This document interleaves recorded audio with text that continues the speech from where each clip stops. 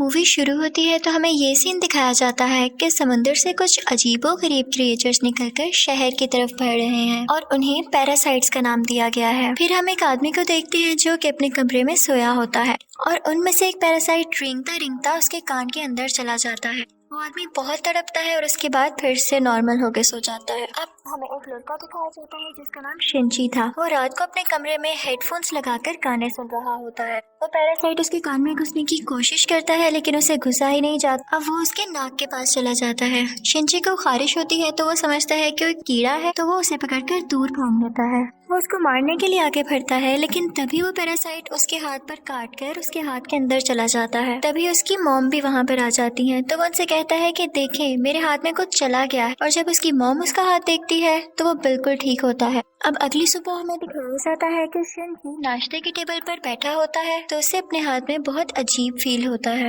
और फिर दूसरी तरफ हमें वो आदमी दिखाया जाता है जिसके कान में स्टार्टिंग में एक पैरासाइट चला गया था। वो अपनी बीवी के सामने आकर खड़ा होता है और अपना मुंह खोल लेता है। उसका मुंह बहुत ही खौफनाक और बहुत ही बड़ा था और वो अपनी बीवी का सर अपने मुंह में लेकर अपना खौफनाक मुंह बंद कर लेता है और ये सब उसी पैरासाइट की वजह से हो रहा था। फिर हमें शिंची दिखाया जाता है जो कि स्कूल जाते हुए रास्ते में अपनी दोस्त से मिलता है। वो भी उसमें काफी अजीब हरकतें नोट करती है और जब वो स्कूल पहुंच जाता है तब भी उसके साथ बहुत कुछ अजीब हो रहा था, जैसे उसके राइट हैंड में काफी पावर आ गई हो। वो घर आता है और अपना हाथ काटने की कोशिश करता है लेकिन उसका हाथ मूव करने लगता है और उसे रोकता है। और फिर हम देखते हैं कि उसका हाथ एक क्रिएचर में बदल गया है और वो शिंची से बातें भी कर रहा था। फिर हम देखते हैं कि वो शिंची की बुक्स भी पढ़ा करता था और उसका लैपटॉप भी यूज किया करता था क्योंकि वो इंसानों के रहने के तरीके जानना चाहता था। जब इसने शिंची की बॉडी में घुसने की कोशिश की थी तो शिंची ने इसे आगे जाने से रोक लिया था, इसलिए अब ये सिर्फ राइट हैंड में ही था और उसी हाथ को कंट्रोल कर रहा था। ये अपना नाम मिकी बताता है और कहता है कि तुम मुझे कभी मत काट क्योंकि मैं तुम्हें कुछ नहीं कहूंगा, तुम मेरी होस्ट जो हो। अब हम देखते हैं कि शिंची और मिकी में दोस्ती होने लगी थी लेकिन बाकी सब लोग जिनको पैरासाइट्स ने इन्फेक्ट किया था वो पूरे शहर में बहुत तबाही मचा रहे थे और इंसानों को मारकर खा रहे थे। दूसरी तरफ मिकी शिंची को खींचकर एक रेस्टोरेंट की तरफ ले जाता है। वहाँ पर भी बहुत सारे इन्फेक्टेड लोग यानी पैरासाइट्स इंसानों को गोश्त खा रहे थे। वो शिंची को देखते हैं तो उन्हें लगता है कि ये भी इन्फेक्टेड है और उससे भी वो गोश्त देते हैं। लेकिन जब उन्हें पता चलता है कि पूरी तरह से तो इन्फेक्ट नहीं हुआ बल्कि ये अभी भी इंसान है तो वो उसे ही मारने के लिए आगे बढ़ते हैं। लेकिन मिकी उनको आगे से मारता है और शिंची की जान बचा लेता है क्योंकि अगर शिंची मर जाता तो वो खुद भी मर जाता और ये उसने अपने फायदे के लिए किया था। अब न्यूज आती है कि शहर के लोग मारे जा रहे हैं और किसी को कुछ समझ नहीं आ रहा कि इन्हें मारने वाला है कौन क्योंकि पैरासाइट्स अपना ये काम बहुत होशियारी और छुप के कर रहे थे। शिंची मिकी से कहता है कि तुम अपने साथी पैरासाइट्स को क्यों नहीं कहते कि इंसानों को मत खाएं। तो मिकी उससे कहता है कि तुम भी तो सब्जियों और जानवरों के गोश्त को खाते हो तो इसी तरह हम लोगों का खाना इंसान ही है तो इसमें बुरी बात क्या है। अब मिकी को पता चल जाया करता था कि उनके आसपास कौन सा पैरासाइट है तो जब शिंजी स्कूल जाता है तो वो उसे बताता है कि तुम्हारे पास एक और पैरासाइट और वो कोई और नहीं बल्कि उसकी टीचर थी। वो टीचर जब शिंजी को देखती है तो उसे भी पता चल जाता है कि इन्फेक्टेड है लेकिन वो कहती है कि तुम्हें मुझसे डरने की कोई जरूरत नहीं है क्योंकि मैं इंसानों को नुकसान नहीं पहुंचाना चाहती बल्कि मैं उनके तरीके इसलिए पढ़ रही हूँ ताकि इंसानों जैसी क्वालिटीज हमेशा मुझ में रहे। वो उसे दो और पैरासाइट्स के पास लेकर जाती है, एक स्टूडेंट होता है और एक पुलिस ऑफिसर। वो बताती है कि ये पुलिस ऑफिसर मेरा हस्बैंड है और हमारा बेबी होने वाला है और वो बेबी बिल्कुल नॉर्मल इंसान होगा तो हम भी इंसानों की तरह ही रहना चाहते हैं। हम किसी को नुकसान नहीं पहुंचाएंगे, किसी को सरेआम नहीं मारेंगे लेकिन छुप के गोश्त खाना चाहते हैं। तो क्या तुम हमारा ग्रुप ज्वाइन करोगे? लेकिन मिगी इस बात को नहीं मानता। अब अगले दिन वही पुलिस ऑफिसर उन लोगों के पास आता है तो मिगी शिंची को बताता है कि ये हमें मारने आया है क्योंकि इसे पता चल चुका है कि उस दिन रेस्टोरेंट में हमने एक पैरासाइट को मारा और इसी के साथ वो पुलिस ऑफिसर इन पर अटैक कर देता है। अब मिगी और शिंची भी बहुत लड़ते हैं और इसको फाइनली मार देते हैं। जब शिंची घर आता है तो उसे बहुत बुरा लग रहा कि उसने एक मर्डर कर दिया लेकिन दूसरी तरफ हम देखते हैं कि पुलिस ऑफिसर की बॉडी से वो पैरासाइट निकलकर किसी और की बॉडी में चला जाता है और ये कोई और नहीं बल्कि शिंची की माँ थी और वो शिंची को मारने के लिए उसकी तरफ बढ़ रही थी। मिगी शिंची को बताता है कि ये तुम्हें मारना चाहती है तो शिंची उसे कहता है कि खबरदार तुमने मेरी माँ को कुछ कहा क्योंकि वो अपनी माँ से बहुत मोहब्बत करता था और वो नहीं चाहता था कि उसकी माँ मरे। लेकिन देखते ही देखते उसकी माँ का सर भी बाकी पैरासाइट की तरह खुलने लगता है और वो शिंची पर अटैक कर देती है। उसका बहुत खून जाया होता है और वो मरने के करीब होता है। लेकिन अगली सुबह हम देखते हैं कि वो दोबारा से उठ खड़ा हुआ है। तो मिगी उसे बताता है कि तुम बहुत जख्मी हो गए थे, लेकिन मैंने अपने सेल से तुम्हारे जख्म को ठीक कर दिया। लेकिन यहाँ बुरी बात ये थी कि अब शिंची की बॉडी में मिगी के सेल्स चले गए थे और अब वो पूरी तरह इन्फेक्ट हो रहा था। अब शिंची अपनी माँ को ढूंढने लगता है, लेकिन वो कहीं पर नहीं मिलती। तो वो टीचर के पास जाता है और पुलिस ऑफिसर के बारे में पूछता है, लेकिन वो टीचर भी उसे कुछ नहीं बताती। मिगी उसे बताता है कि अब दिन में मुझे भी 4 घंटे सोने की जरूरत पड़ेगी और उस वक्त मैं तुम्हें बचा नहीं सकूंगा, तुम्हें अकेले ही लड़ना होगा। लेकिन क्योंकि मिगी के सेल्स भी अब उसकी बॉडी में थे तो उसके अंदर मिगी की क्वालिटीज भी आने लगी। खैर, फिर हम देखते हैं कि वही स्टूडेंट जो टीचर ने दिखाया था, जो कि पैरासाइट बन चुका था, वो भी शिंची के स्कूल में ही एडमिशन ले लेता है। वो शिंची का दोस्त बनने का ड्रामा करता है, लेकिन आहिस्ता आहिस्ता सबको पता चल जाता है कि वो पैरासाइट है और फिर वो स्टूडेंट इन सबको मार देता है। इसके बाद वो शिंची की दोस्त को भी मारने भरता है, लेकिन शिंची अपनी दोस्त को उठाकर बिल्डिंग से जंप लगा देता है। अब वो टीचर वहाँ पर आती है और वो चाहती थी कि स्टूडेंट मर जाए, क्योंकि इसकी वजह से उसका राज भी खुल सकता था। वो वहाँ पर ब्लास्ट करती है, लेकिन उसे कुछ नहीं होता और फिर पुलिस वहाँ पर आ जाती है, लेकिन वो पुलिस को भी मार देता है। अब मिगी शिंची को बताता है कि वो बिल्डिंग की छत पर है और शिंची दूसरी बिल्डिंग की छत पर जाकर मार देता है। और उसके बाद वो टीचर के पास जाता है और उस पुलिस ऑफिसर का एड्रेस पूछता है, जो कि पैरासाइट था, और टीचर अब उसे एड्रेस दे देती है। उस पुलिस ऑफिसर का पैरासाइट अब भी उसकी माँ के अंदर था, लेकिन यहाँ पर मिगी के सोने का टाइम हो जाता है। तो इसका मतलब ये था कि शिंची को यहाँ पर अकेले ही लड़ना था। उस पैरासाइट को खत्म करने के लिए जैसे तैसे करके वो उसकी गर्दन काट देता है, जिसके बाद उसकी माँ और वो पुलिस ऑफिसर दोनों मारे जाते हैं। फिर हम देखते हैं कि शिंची अपनी दोस्त से हॉस्पिटल मिलने जाता है। वो बातें कर रहा होता है कि मैं एक एक करके सब पैरासाइट्स को मार दूंगा, कि तभी हम देखते हैं कि कोई उनकी पिक्चर्स ले रहा है और वो कोई जासूस था। और यहाँ पर ही इस मूवी का पार्ट 1 खत्म हो जाता है और अब मैं आपको एक्सप्लेन करूंगी इस मूवी का पार्ट 2। अब पार्ट 2 में उस इंसिडेंट के कुछ महीनों बाद का टाइम दिखाया गया है, जब आर्मी को पता चल जाता है कि इस शहर में कोई पैरासाइट्स है जो लोगों पर अटैक कर रहे हैं और वो लोगों को बचाना चाहते थे। फिर वो जेल से एक सीरियल किलर को लाते हैं जो पहचान सकता था कि पैरासाइट कौन है और नॉर्मल ह्यूमन कौन है। उसके सामने एक एक करके लोग लाए जाते हैं तो वो सबको नॉर्मल कह देता है, लेकिन जब उसके सामने शिंची आता है तो वो सोच में पड़ जाता है और काफी सोचने के बाद कहता है कि ये भी नॉर्मल है। अब शिंची जब घर जा रहा होता है तो मिगी उसे बताता है कि हमारे बहुत पास एक पैरासाइट है, और वो पास के एक बिल्डिंग में जाते हैं जहाँ पर वो पैरासाइट एक इंसान का गोश्त खा रहा होता है। जब वो पैरासाइट शिंची को देखता है तो उसकी तरफ बढ़ता है, लेकिन मिगी इसे मार देता है। फिर अचानक उसे फील होता है कि जैसे उसके पीछे कोई है, और ये कोई और नहीं बल्कि वही आदमी था जिसने पार्ट 1 के एंड में शिंची और मिगी की पिक्चर्स ली थी। और फिर हमें शहर का मेयर दिखाया जाता है जो कि पैरासाइट्स की फेवर में बोलता और बहुत बुरा आदमी था, और वो टीचर भी उसके साथ मिली हुई थी। और अब हम देखते हैं कि उस टीचर का बेबी भी हो चुका था जो कि बिल्कुल नॉर्मल ह्यूमन था।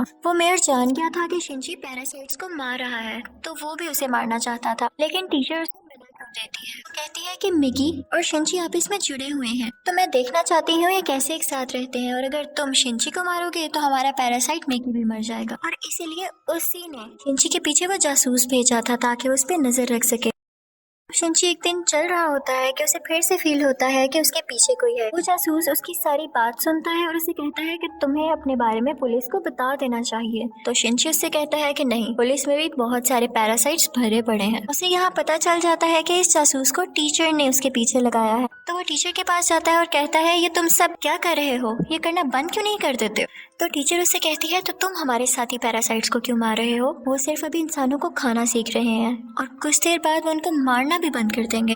वो चुप हो जाता है और फिर जासूस के पास जाता है और उसे बताता है कि वो टीचर बहुत खतरनाक पैरासाइट है, वो किसी भी वक्त तुम्हें भी नुकसान पहुंचा सकती है, तो तुम उससे दूर रहो। लेकिन जासूस उसकी बात पर यकीन नहीं करता। अब अगले दिन वो जासूस उस मेयर से मिलता है। उसे शिंची की बात को टेस्ट करना था कि वो सच बोल रहा है या नहीं, तो इसलिए वो मेयर के रूम में वॉइस रिकॉर्डर लगा देता है। लेकिन मेयर को इस बारे में पता चल जाता है और वो जासूस को मारने का हुक्म दे देता है कि ये अब हमारे लिए नुकसान बन चुका है। वो पैरासाइट को उसके घर भेजता है उसे मारने के लिए, लेकिन वो घर पे नहीं होता तो वो उसकी बेटी को मार देते हैं। अब दूसरी तरफ शिंची को मिगी बताता है कि तुम पर 5 पैरासाइट्स अटैक करने आ रहे हैं। अब उनकी तरफ एक आदमी बढ़ता है और उसी आदमी के अंदर वो 5 पैरासाइट्स थे। मिगी और शिंची उससे फाइट करते हैं और उसका सर उड़ा देते हैं। उन्हें लगता है कि अब ये मर चुका है, लेकिन अभी तो सिर्फ एक पैरासाइट मारा गया था और 4 अभी भी बाकी थे। बाकी के पैरासाइट्स उसके हाथ में आ जाते हैं और उसे कंट्रोल करने लगते हैं। अब वो टीचर मेयर से कहती है कि जब मैंने तुम्हें मना किया था कि तुम उस जासूस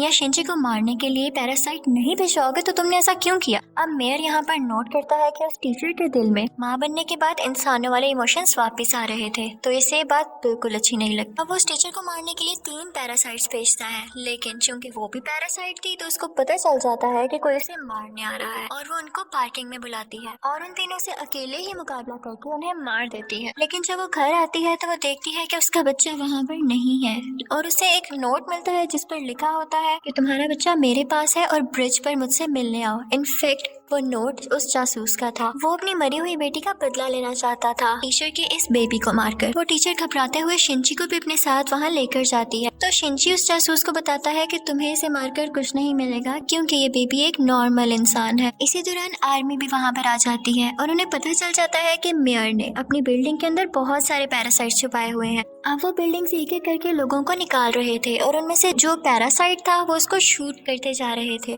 सीरियल किलर भी वहीं पर था और फिर हम मेयर को स्पीच करता हुआ देखते हैं जो बता रहा होता है कि असली मॉन्स्टर्स तो इंसान है जो कि पैरासाइट्स को बिला वजह मार रहे हैं। तो वहाँ पर बैठे हुए आर्मी के सब लोग उसे शूट कर देते हैं जिससे उसकी डेथ हो जाती है। तभी वो सीरियल किलर चिल्लाने लगता है कि ये इंसान था, ये तो बस पैरासाइट्स का साथ दे रहा था। लेकिन जब वो पीछे मुड़ के देखते हैं तो वही आदमी उनके पीछे खड़ा होता है जिसके अंदर 5 पैरासाइट्स थे। सब उसे शूट करते हैं लेकिन उसे कुछ नहीं होता। फिर हम देखते हैं कि जासूस उस बच्चे को फेंकने ही वाला होता। टीचर जब ये देखती है तो अपने बच्चे को बचाने के लिए उसे मजबूरी में पैरासाइट बनना पड़ता है। वो अपना एक हाथ निकालकर जासूस की चेस्ट में घुसा देती है जिसकी वजह से सबको पता चल जाता है कि वो एक पैरासाइट है। पुलिस उस पर मुसलसल शूट करने लगती है और वो जान गई थी कि अब उसकी जान नहीं बच सकती, तो वो अपना बेबी शिंची को पकड़ाने आती है। जैसे ही वो बेबी शिंची को पकड़ाती है बहुत ज्यादा गोलियां लगने की वजह से उसकी फौरन डेथ हो जाती है। यहाँ पर शिंची को अपनी माँ भी याद आने लगती है और उसमें इंसानों वाली फीलिंग्स दोबारा से आने लगती है। अब पुलिस शिंची को अपने साथ इन्वेस्टिगेशन के लिए ले जाती, लेकिन साथ ही उन्हें खबर मिलती है कि उस पैरासाइट ने जिसके अंदर 5 पैरासाइट थे आर्मी को मार दिया है। तो शिंची फौरन से कार लेकर वहाँ पे जाता है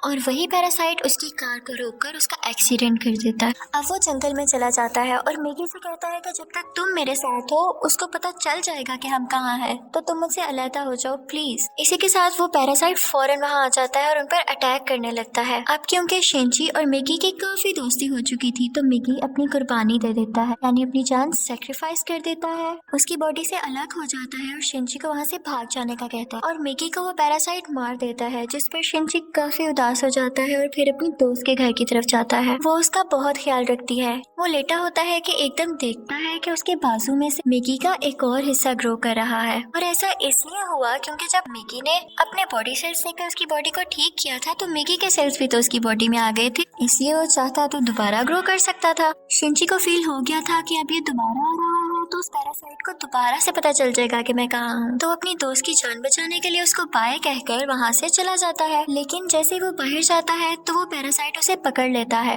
लेकिन एक फैक्ट्री में पहुंचकर शिंची एक केमिकल रोड उसकी बॉडी में घुसा देता है, लेकिन उसे कुछ नहीं होता। तो वो कहते हैं कि तुम मुझे क्या समझ रहे हो, मैं तो तुम्हें मारकर बाकी इंसानों को भी मार दूंगा और फिर मैं और बाकी पैरासाइट्स इस दुनिया पर रूल करेंगे। वो उसे मारने ही वाला होता है कि मैगी फौरन से उसकी बॉडी में दोबारा ग्रो कर जाता है और उस पैरासाइट पर अटैक कर देता है। इसी के साथ उसकी बॉडी में कुछ होने लगता है और वो तड़पने लगता है। तो मैगी शिंची को बताता है कि जिस रोड से तुमने इसको मारा उस पर बहुत केमिकल्स लगे हुए और अब पैरासाइट्स इसकी बॉडी में नहीं रहना चाहते और एक एक करके सब पैरासाइट्स उसकी बॉडी छोड़ देते हैं और अब सिर्फ उसकी बॉडी का ढांचा बाकी रह गया। तो शिंची वो उठाकर नीचे आग में फेंक देता है जिससे फाइनली उसकी डेथ हो जाती है। अब हमें काफी दिन बाद का टाइम दिखाया जाता है जब सब कुछ नॉर्मल हो चुका है। तो मैगी शिंची से कह रहा होता है कि अब जैसा कि इस दुनिया में कोई भी पैरासाइट नहीं रहा तो हमें भी साथ नहीं रहना चाहिए, मैं तुमसे हो जाऊंगा। लेकिन शिंची उसे मना कर देता है तो मैगी खुद ही अपने आप को खत्म कर लेता है और शिंची का हाथ वापस से अपनी